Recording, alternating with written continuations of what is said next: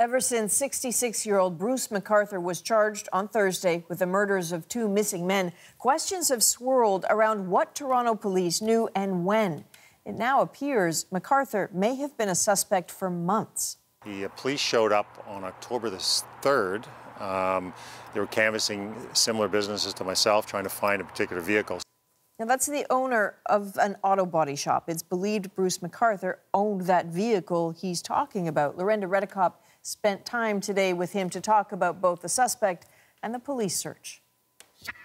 We have a copy of the registration that we received from Mr. McArthur on the back. The police took the original one.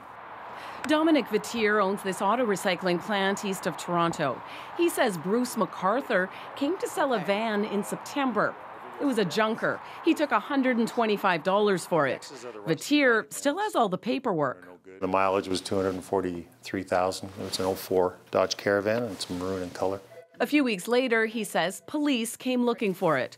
Then they poured over security camera footage, arriving just days before it was set to be recorded over.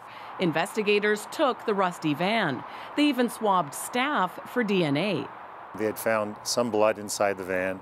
Not large amounts, but small traces, and they wanted to discount who might have been in contact with the van through that period. The murders are still a huge topic of discussion in Toronto's gay village. Today we spoke to two men who were close to Salim Essen. One dated him weeks before he disappeared. 2 weeks after the fact, you see him on the, you see his picture, and holy shoot, it hit me hard. He grew up in Turkey. He was Kurdish. Beautiful writer, went to school in Istanbul, really brilliant guy, and all of a sudden he was gone. Even though it's now known police were investigating McArthur for months, there's still anger in the community that the disappearances didn't get more attention. Marginalized groups often just don't have a good rapport with street police.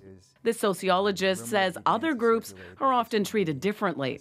If a string of white women in different middle class and upper middle class neighborhoods went missing, what response we would see from the police, from the news media, from the government. Today, police combed through one of the properties connected to McArthur.